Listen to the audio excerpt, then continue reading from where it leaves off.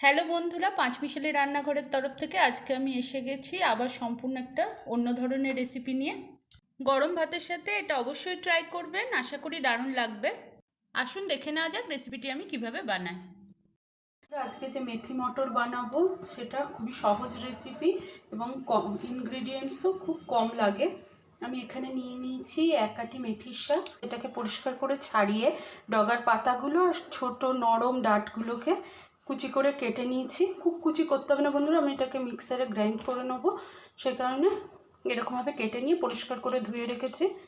আর লাগছে শুধু একটা ছোট সাইজের মিডিয়াম সাইজের একটা পেঁয়াজ, রাফলি চপড একটা মিডিয়াম সাইজের টমেটো, 2টো কাঁচা লঙ্কা আর 4 কোয়া থেকে 5 কোয়া রসুন, 1/2 ইঞ্চি পরিমাণ আদাকে সরু করে কেটে নিয়েছি আর এরকম 8-10টা কড়াইশুঁটি ছাড়িয়ে নিয়েছি। এবার আমি প্রথমে কাঁচা লঙ্কা আর মেথির শাককে একসাথে মিক্সারের জারের মধ্যে দিয়ে পেস্ট করে নেব। পুরো যদি না ধরে হাফ হাফ করে পেস্ট করতে হবে। দেখুন বন্ধুরা, আমি মেথির শাকটা বেটে নিয়েছি। এতে আমি 4 চা চামচ মতো জল অ্যাড করেছিলাম। এরকম পেস্ট বানিয়ে নিয়েছি। এবার আমি এই কড়াইশুঁটি ছাড়া বাকি যে মশলাগুলো রয়েছে টমেটো, পেঁয়াজ, আদা আর রসুনকে একসাথে একটা পেস্ট বানিয়ে নেব। বন্ধুরা, আমার টমেটো পেস্টটা রেডি হয়ে গেছে। এবার আমি চলে যাব গ্যাসের কাছে। এই রান্নাটাতে আমি শুকনো মশলা ইউজ করব, যে কারণে আমি প্রথমে শুকনো কড়াইয়ের মধ্যে দিয়ে দেবো 1/2 চা চামচ পরিমাণ গোটা জিরে। এর সাথে মৌরির গন্ধটা খুব ভালো যায়, সে কারণে দিয়ে দেবো 1/2 চা চামচ পরিমাণই মৌরি ও একটা শুকনো লঙ্কা ফোড়ন। শুকনো কড়াইয়ে খুব ভালো করে নেড়ে ছেড়ে নেব যতক্ষণ না একটা সুন্দর সেন্ট আসছে ভাজার। তখন বন্ধুরা কালার চেঞ্জ হয়ে গেছে, সুন্দর একটা গন্ধ আসছে।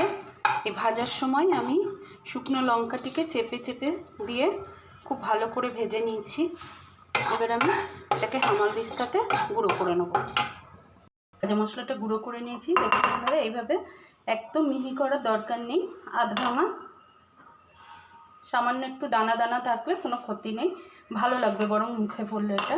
এবার আমি চলে যাব গ্যাসের কাছে। সর্ষের তেলে করব, এর জন্য আমি কড়াইয়ে দিয়ে দেবো 2 টেবিল চামচ পরিমাণ সর্ষের তেল। হিসাবে দিয়ে দেবো 1/2 টিস্পুন পরিমাণ গোটা জিরে। জিরেটা একটু ভাজা ভাজা হতে দিলাম। ভাজা হয়ে গেছে। এবার এর মধ্যে দিয়ে দেবো এই আগে থেকে পেস্ট করে রাখা টমেটো, আদা, রসুন আর পেঁয়াজের পেস্টটা। আমি দিয়ে দেবো শুকনো মশলা হিসাবে 1/2 টিস্পুন হলুদ গুঁড়ো, দিয়ে দেবো 1/2 টিস্পুন ধনে গুঁড়ো। মশলাটাকে খুব ভালোভাবে কষে নেবো যত তেল ছাড়া পর্যন্ত। এতে আমি আর কোনো লঙ্কা গুঁড়ো বা কিছু দেবো না, কারণ এতে আগে থেকেই আমি কাঁচা লঙ্কা পেস্ট করে রেখেছি শাকের সাথে। বন্ধুরা, মশলাটার জলটা শুকিয়ে গেছে কিন্তু তেল এখনও ছাড়েনি। এই সময় আমি এই কড়াইশুঁটিগুলো এর মধ্যে দিয়ে দেবো আর ঢাকা দিয়ে সিমে আছে মশলাটা যতক্ষণ না তেল ছাড়ে ততক্ষণ ভাজবো।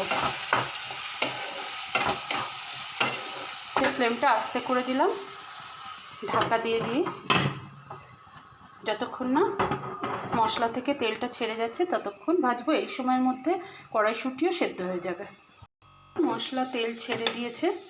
এবার আমি এই সময় আমার বেটে রাখা শাক এর মধ্যে দিয়ে দেবো, খুব ভালো করে মিশিয়ে নেব।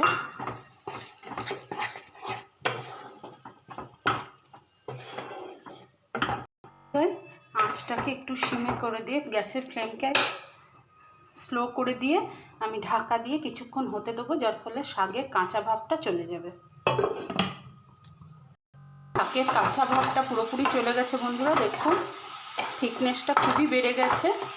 এই সময় আমি একটু জল অ্যাড করব।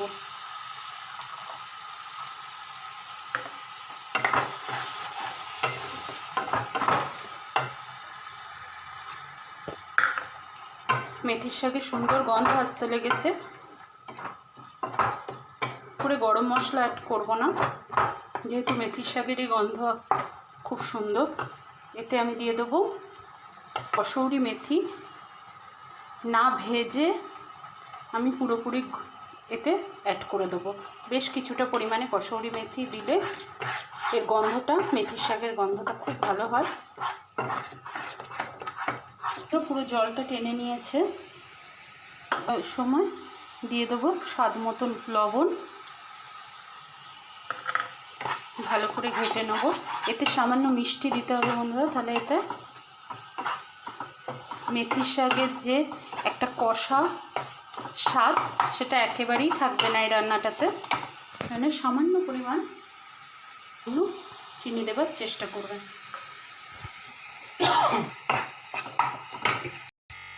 শেষ বন্ধুরা, এই রকম থিকনেসই আসতে হবে। মশলাটা বানিয়ে রেখেছিলাম, ভাজা মশলাটা, সেই ভাজা মশলাটা 1 চামচ অ্যাড করে দেবো। একটু নেড়ে চেড়ে এর মধ্যে দিয়ে দেবো, নামাবার আগে এর মধ্যে দিয়ে দিচ্ছি অল্প কিছুটা বাটার। আমি গ্যাসটা অফ করে দিলাম, এই হিটেই বাটারটা গলে যাবে। বাটার, ভাজা মশলা আর কসৌরি মেথির গন্ধে রান্নাটাই এত অনবদ্য স্বাদের হয় বন্ধুরা, আপনারা একবার অন্তত বাড়িতে করে দেখবেন। আমি এটা সার্ভ করে দেখাচ্ছি। দেখুন বন্ধুরা, আমি পরিবেশন করে দিয়েছি মেথি মটর। উপরে খালি একটা বাটারের কিউব দিয়ে দিয়েছি। আপনারা এতে ফ্রেশ ক্রিমও ইউজ করতে পারেন। যদি আমার রেসিপিটা আপনাদের পছন্দ হয়ে থাকে তাহলে আমার চ্যানেলটিকে প্লিজ সাবস্ক্রাইব করবেন আর কমেন্ট করবেন। পাশে থাকা বেল আইকনটি টিপে দিলে আমার পরবর্তী ভিডিওর নোটিফিকেশন আপনাদের কাছে পৌঁছে যাবে। এটা একেবারেই অন্য ধরনের রেসিপি, গেস্ট এলেও আপনারা এটা ট্রাই করে দেখতে পারেন। আশা করি সবার ভালো লাগবে। আবার দেখা হবে অন্য কোনো রেসিপি নিয়ে। ভালো থাকুন, সুস্থ থাকুন, আনন্দে থাকুন, দেখতে থাকুন পাঁচমিশালি রান্নাঘর।